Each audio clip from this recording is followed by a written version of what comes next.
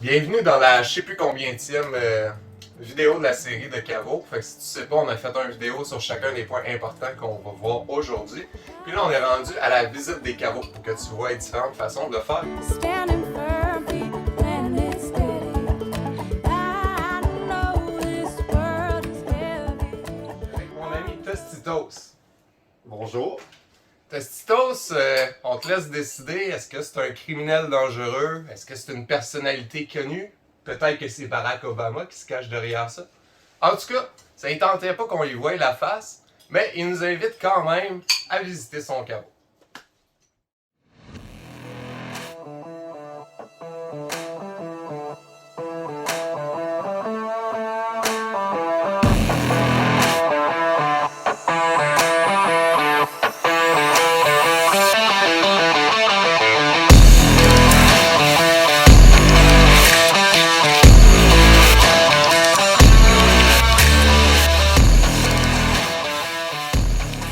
Ouais, ben pourquoi qu'on a décidé de construire un caveau? Ça nous tentait ben, premièrement, c'est quand même c'est assez spacieux. C'était 8 par 8 par 8. Ça fait on est capable d'engranger beaucoup de légumes là, dans le temps des récoltes. Au lieu dans le frigidaire, là, il faudrait 3-4 frigos pour ça. Fait que l'idée, c'était d'avoir de quoi d'économique qui ne coûte pas d'électricité. Puis on avait regardé dans les anciens, nos arrière-grands-mères, il y avait tout ça. Fait qu'on s'est dit pourquoi pas c'était comme une expérience en même temps, pour le plaisir à apprendre en même temps. Puis ça joignait l'utile à l'agréable. Ça fait qu'on s'est dit pourquoi pas construire un caveau comme dans le temps. Nous, ce qu'on voulait, on s'attendait, j'étais allé visiter plusieurs caveaux. Tout le monde, ça tournait autour de. Ça montait jusqu'à 16 l'été. Fait que ça me décourageait un peu. Ça me tentait pas que ça monte autant, là, parce que là, ça fait plus la job d'un frigo vraiment. Puis l'hiver, ben, je voulais juste pas que ça jette. Fait que si ça se tenait à 1 ou 2, ça faisait la job. Fait que c'est le cas pour l'hiver, ça reste toujours à 1, 2. Ça n'a jamais descendu en bas. L'été, je suis un petit peu déçu, les objectifs sont pas atteints. Là. Je crois qu'au plus chaud de l'été, ça dépend des étés. Là. Il y a des étés que c'est vraiment plus dur que d'autres. Mais je crois ça monte à 13 des fois. Ça n'a jamais monté plus haut, moins, mais à 13, là, c'est quand même plus dur de garder des choses. Mais c'est pas grave parce qu'on est rendu au mois de juillet, puis on n'a plus tant de légumes là, au caveau. Ça fait que c'est pas si grave que ça, là. On mange plein de légumes frais du jardin. Mais cet objectif-là, il a été moins atteint. De garder ça à 6, 7, 8, c'est difficile. Je pense que Joe, lui, c'est meilleur que moi là, de ce côté-là. Ce que tu prépares pour améliorer l'été, le caveau? Il y a deux choses qu'on a pensé. Aller se couper des cubes de glace. J'ai un petit lac près. Puis on pensait se couper des cubes de glace. Puis se batcher là, plusieurs blocs de glace. Peut-être l'équivalent d'un petit congélateur. Dans le temps, je sais qu'ils mettaient beaucoup de brin ici. Puis ça conserve la glace. Là. On peut peut-être avoir de la glace jusqu'à fin juin avec ça. Ça va être d'après moi, en ayant une grosse masse de glace comme ça dans le caveau, qui nous dure jusqu'au mois de juin, je pense qu'on rafraîchirait beaucoup le caveau. C'est à essayer. Sinon, il y aurait aussi, là j'ai mis comme un sas, si tu veux, avant d'entrer dans le caveau, mais ça, il n'est pas terminé. Il aurait fallu mettre un peu de terre sur lui ici, mettre une deuxième porte. Je pense que ça je veux pas ça. Il y a beaucoup de chaleur qui rentre par la porte l'été. C'est la seule partie qui est exposée directement au sol, à l'air. Alors je me dis qu'en faisant un sas, ça l'aiderait un peu. Probablement que ça prolongerait la fraîcheur encore d'une couple de semaines là, avant le retour de l'eau. Les nuits plus fraîches du fin de nuit. Fait que ça serait les deux choses à quoi qu'on avait pensé, mais on l'a jamais essayé encore. Fait que toi, Tostitos, comment t'as choisi où tu mettais ton caveau? Ben ça a été le bout on a changé à peu près 1000 fois d'endroit. On est allé vraiment du côté pratique, on voulait que ça soit près de la maison. C'est pas le meilleur spot. Exemple, la porte, on l'a pas incliné. Bon, dans les écrits où on faisait un peu de recherche, je disais de mettre la porte dans le vent dominant pour comme avoir toujours une bonne aération. On l'a pas fait parce que ça n'allait pas être pratique pour nous. Puis après ça, on a décidé de la mettre près de la maison. C'est sûr que c'était pas l'idéal non plus, mais c'était le seul endroit où il y avait un relief de terrain où on pouvait aller creuser dans la terre. Moi, il est comme à demi dans la terre, à demi sorti comparativement à Joe. Lui, il a carrément creusé dans un trou dans la terre, si on veut. Moi, j'avais envie plus que ça soit un petit peu plus pratique. Fait que j'avais vraiment envie de pouvoir entrer par une porte. Ça fait que là, ben, il fallait, pour pas que ça coûte trop cher de terre, puis que ça soit vraiment trop de job, là, parce que ça aurait pris des quantités de terre. Je sais pas le calcul qu'on a fait, mais il aurait fallu beaucoup de terre. Fait qu'on a trouvé un endroit où le terrain était surélevé, qu'on puisse creuser dans la terre pour... déjà là, on sauverait peut-être la moitié en terre. Fait que ça a été pas mal ça le choix pour l'emplacement. Puis je pense que tu as eu une limite par rapport à ce choix-là de profondeur que tu pouvais creuser. Ça se peut. Ouais, c'est ça, parce que là, sinon, si on creusait trop creux, on allait toucher la nappe phréatique. Ça fait que là, ben là, on est allé plus creux à un moment donné, puis là, l'eau, on est comme un pied ou un pied et demi plus haut que la nappe phréatique, sinon on aurait toujours été dans l'eau. Fait que ça n'aurait pas été mieux pour ça. Fait qu'on a été stoppé. On n'a pas pu aller plus creux à cause de ça aussi. Fait que toi, comment tu t'es débrouillé pour que ça te coûte pas trop cher, Monsieur Tostitos? Ben, on a vraiment essayé d'aller dans le plus matériaux récupérés possible. Au début, le plan, c'était de le faire tout en bois. Parce qu'on a accès à une forêt. Fait que ça n'aurait rien coûté en bois. On voulait le faire en cèdre. Puis on a eu un peu... J'avais peur un peu, vu qu'on n'avait pas trop d'expérience, qu'on fasse ça mal, puis que dans le fond, ça moisisse, puis que ça fasse plein de champignons. Puis en même temps, on a eu l'opportunité d'avoir des gros blocs de béton. Ça venait d'une compagnie qu'à chaque fois que le truck il restait un peu de béton, ben, il coule un petit bloc avec, au lieu de jeter ça à terre et de rien faire avec. Fait que c'était des blocs, c'est un peu comme les blocs à stationnement qu'on voit qui séparent dans les stationnements où on peut mettre une chaîne, quelque chose, c'était ce genre de bloc-là. Fait que ça, j'ai eu vraiment pas ça cher, ça revenait, je me semble de mémoire, 5$ le bloc, d'habitude c'est 30-40$. Ça fait qu'on s'est dit, ben regarde, on prend cette opportunité-là avec le bloc en fin de compte. Le X, c'est qu'il fallait faire du transport. Bon, moi, j'avais la chance d'être équipé. J'avais un camion, une remorque. Fait qu'on a fait 3, 4, 5 transports pour des blocs. Puis pour le staff, a-tu fallu que tu payes quelqu'un pour t'aider ou pour conduire l'appel ou quoi que ce soit comme ça? Vu que je suis quelqu'un d'apprécié, j'ai des amis.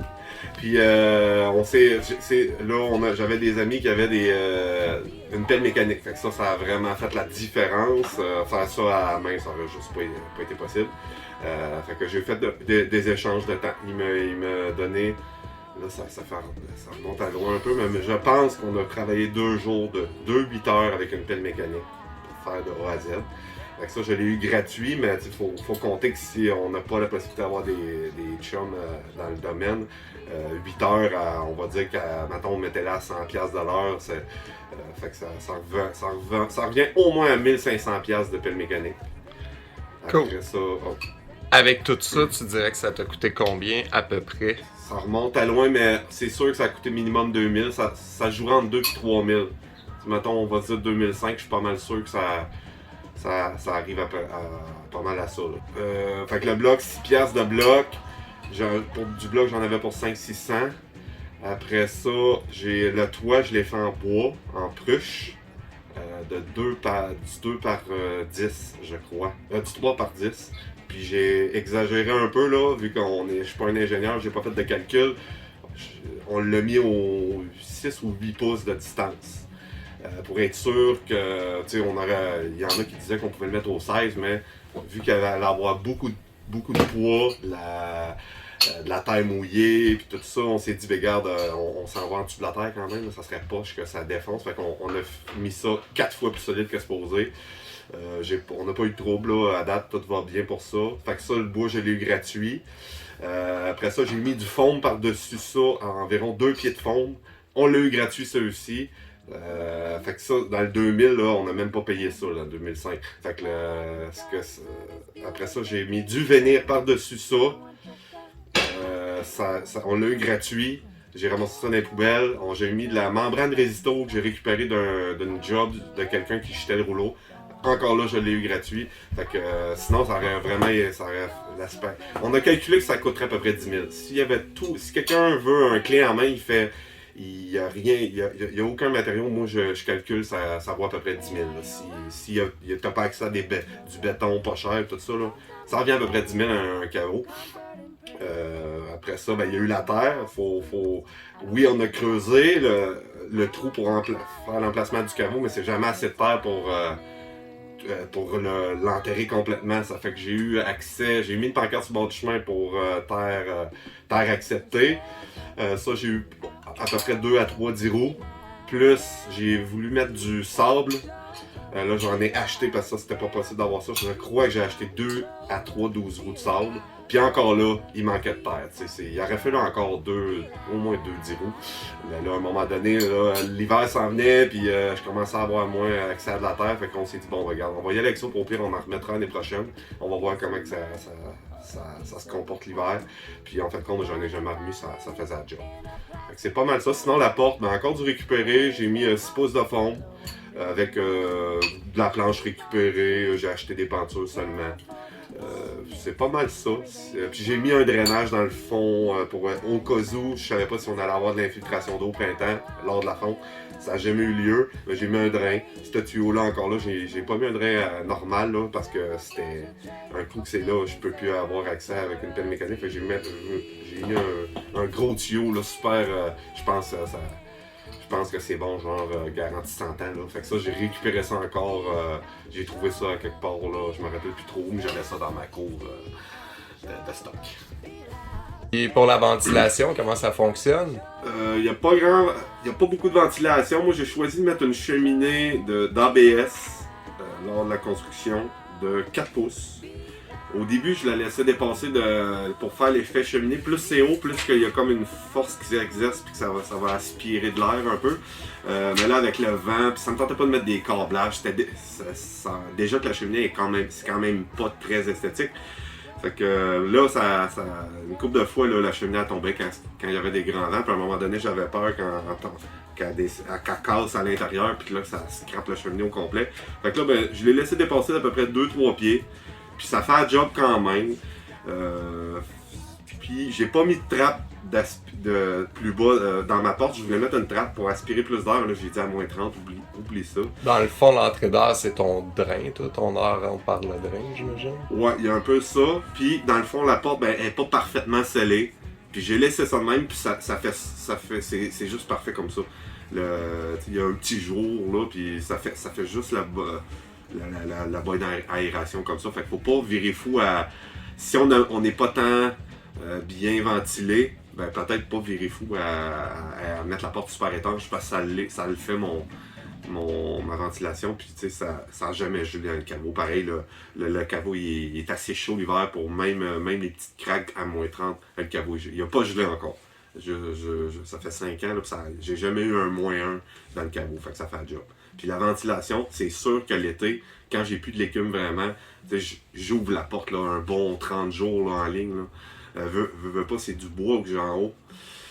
Comme toi, ça fait qu'à un moment donné, le bois, là, il se forme pas de moisis ou de gros champignons, mais tu vois qu'il a besoin de respirer. Fait que j'ouvre la porte, là, un bon 30 jours par année, facile, là, puis ça fait un job au bout, là, le mini moisi commence à apparaître, il disparaît, mon bois il devient tout sec, ça c'est parfait.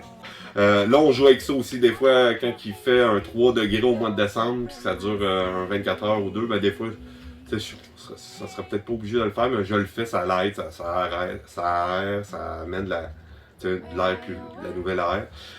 Mais ça, c'est le bout qu'il faut pas l'oublier parce que ça m'est déjà arrivé d'oublier la porte pendant 2 jours, il a fait moins 10. J'ai eu peur de tout scraper, mais le caveau il a réussi à réchauffer par remonter sa température. Ça a été long, mais ça a marché. Fait que ça, c'est le bout. Faut pas oublier, il faut quand même avoir l'intégrer puis mettre ça dans notre routine au quotidien, de surveiller souvent notre caveau. Il faut quasiment y aller surtout quand il y a des températures extrêmes qui fassent 30 degrés ou moins 30, ben c'est là qu'il faut aller surveiller si on n'a pas oublié la porte ouverte ou quelque chose comme ça. Il faut être assidu là-dessus. Donc l'isolation, tu as déjà dit qu'est-ce que tu avais mis en termes de forme, en termes de terre, il y a combien de creux à peu près par-dessus On va avoir à peu près 2 pieds et demi. Moi, je voulais me rendre à 4 pieds, mais c'était juste pas possible lors de la confection parce que j'ai manqué de terre. Puis ça a fait la job, fait que j'en ai jamais rajouté. Mais là, il doit y avoir un bon 2 pieds et demi. Puis là, ben, j'ai semé un peu n'importe quoi pour que j'ai mis des arbres fruitiers aussi, fait que c'est ça un peu le problème. Là. C'est l'été, au début, c'était une butte de terre, puis la pelouse n'avait pas poussé, puis ça faisait réchauffer quand même pas mal le caveau, cette butte noire-là, si on veut. Là, en mettant de la végétation, là, ça l'aide vraiment. Fait que là, quand ça va pousser, puis ça va atteindre un 4-5 pieds de haut, ben, je pense que ça va être encore meilleur. Le rayon du soleil ne sera pas capable d'aller toucher à la surface de terre, puis ça devrait moins réchauffer l'été. Et voici l'intérieur de notre caveau. Ici, on a mis des tablettes, puis j'avais lu que c'était préférable de mettre ça en bois franc. J'ai fait trancher de l'érable, puis ça n'a jamais moisi. C'est déjà venu à un moment donné noir, là, l'été. Mais on a échappé du jus mettons, il y avait une courge qui avait pourri. Puis là, on l'avait mal nettoyé un peu, puis ça avait commencé à infecter un peu la planche. On a juste lavé avec un peu de vinaigre une fois en 5 ans. Puis ils sont quand même, je regarde ça, là, ils sont quand même belles. Là, ça moisit pas, ça. Puis on s'était fait dire qu'en épinette ou d'autres essences, ça aurait eu plus tendance à faire du champignon. Fait qu'on a opté pour de l'érable. Puis là, comme ici on voit la toiture, là, ça a l'air d'être des 2 par 8, ça. 2 par 8, du 3 par 8.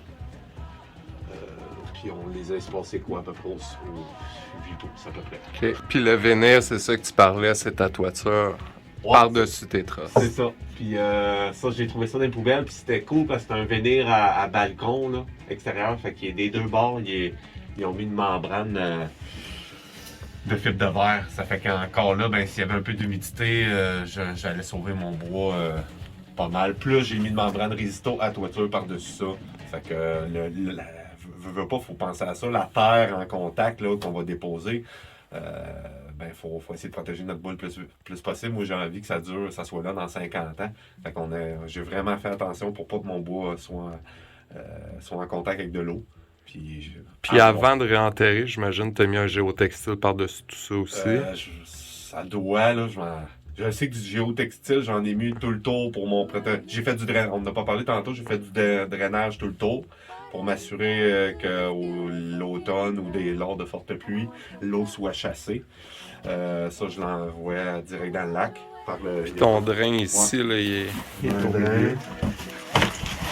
On a un drain ici. Fait que lui, ben, mon drainage, non, il n'est pas connecté à ça. Lui, il est vraiment par l'extérieur. Ça va direct au lac. Si vraiment j'ai un gros coup d'eau, ben, l'eau va chasser rapidement. Puis sinon, ben, on a un drainage extérieur tout le tour du caveau. J'ai mis mon géo, mais sur le dessus, je m'en rappelle plus. Peut-être qu'on a mis un géo. Ça, c'est à prendre en considération aussi. On en a passé pas mal là, de géo. Moi, j'avais eu la chance d'avoir ça gratuit aussi. Mais on a facilement passé... il faut calculer un 500 de géo encore là. Fait que c'est un coût supplémentaire. Là. Fait que c'est sûr qu'on est capable de trouver une alternative, ben, on utilise autre chose. Puis le caveau, on n'a pas parlé tantôt, mais s'il y avait un cataclysme ou un ouragan pas possible, des vents de fou qui arrachent les toitures de maison, ben veut pas, c'est un abri non négligeable. Là, pour la famille, on peut passer 2, 3 heures, 4 heures le temps que ça passe ici, puis sérieusement, je me sentirais vraiment à l'abri. Là. Je pense pas qu'avec 2 pieds et demi de terre par-dessus ça, là, je pense pas qu'il y ait grand-chose qui grouille. Voilà. Alors, voici ce qu'il y a dans le caveau. Beaucoup de canage, toutes les sauces tomates. Là, on a remarqué, là, on va arrêter de faire ça parce qu'on gaspille beaucoup les seaux et les bouchons.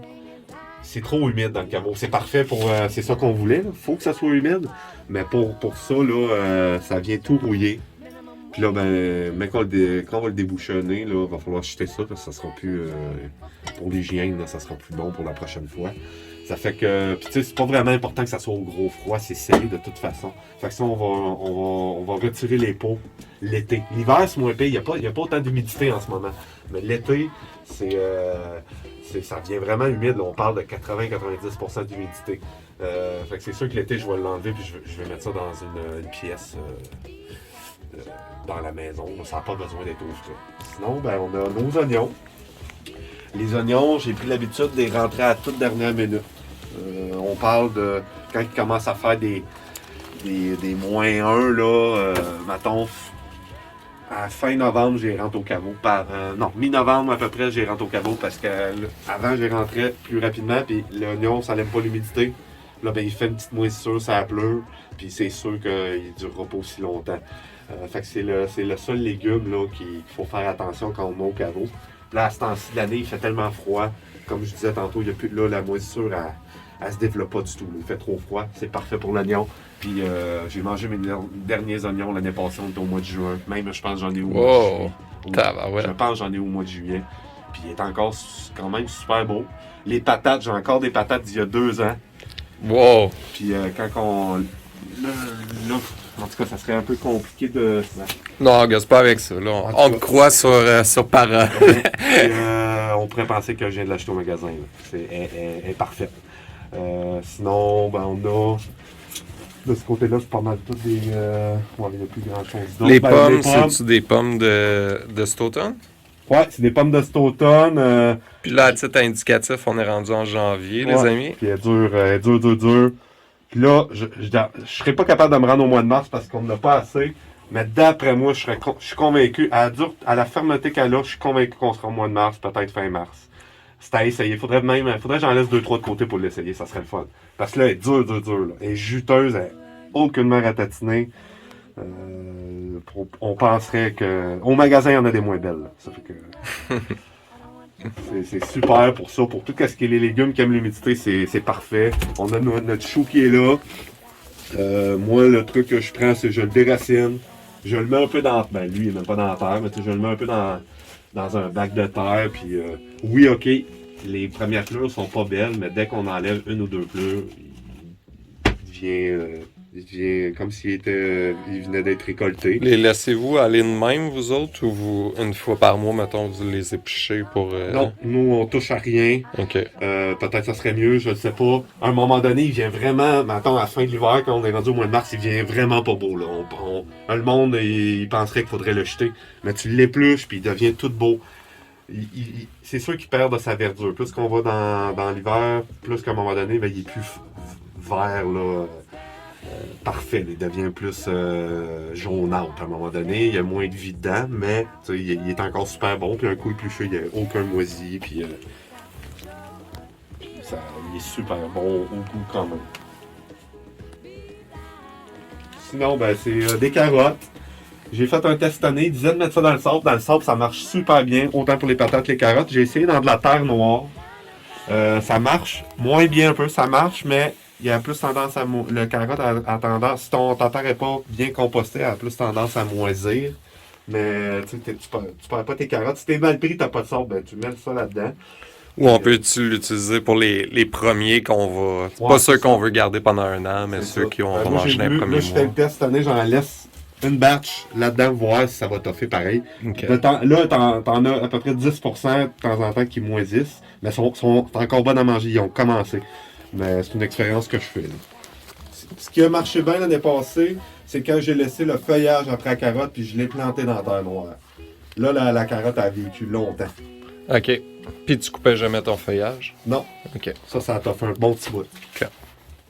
Ça ferait beau. Ah, il y a des petits rabioles cachés ici aussi. Ils sont comme en vie, si on veut, là. Fait qu'ils ils cherchent leur lumière. Ils sont comme en dormance un peu. Fait ils restent plus frais un petit peu là, quand tu laisses le feuillage. Puis au niveau de l'entretien du caveau, à part ce que tu as déjà nommé, que tu ouvrais des fois pour ventiler, tu fermais aussi quand il faisait trop froid, y a-tu d'autres choses que vous faites Non. niveau entretien? Pas du tout. Il n'y a rien à faire.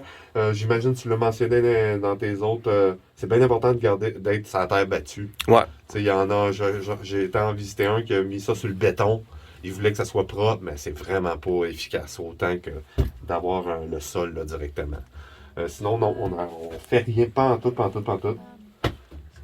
temps en temps, ben, comme j'ai dit tantôt, un peu de vinaigre. On a frotté ça un peu. Puis ici, j'ai même... c'est pas mes tablettes. Ici, c'est de l'épinette. Puis, tu sais, il survit bien à l'humidité. Là. Il est pas plein de champignons. Moi, j'avais vraiment peur que ça devienne, le bois, que ça devienne tout moisi, vu que c'est plus vivant. Puis, ça fait un job. Comme je dis, si on le laisse aérer un peu, là, ça reste. Je pense que je suis confiant que ça peut durer au moins un bon 25 ans minimum. À voir. Merci beaucoup. On vous encourage à fabriquer votre propre caveau. C'est bien de la job, mais lâchez pas. Un coup que c'est fait, on est vraiment satisfait de nous-mêmes. Bonne journée! Step up, speak out, show up, be loud. Step up, speak out, show up, be loud.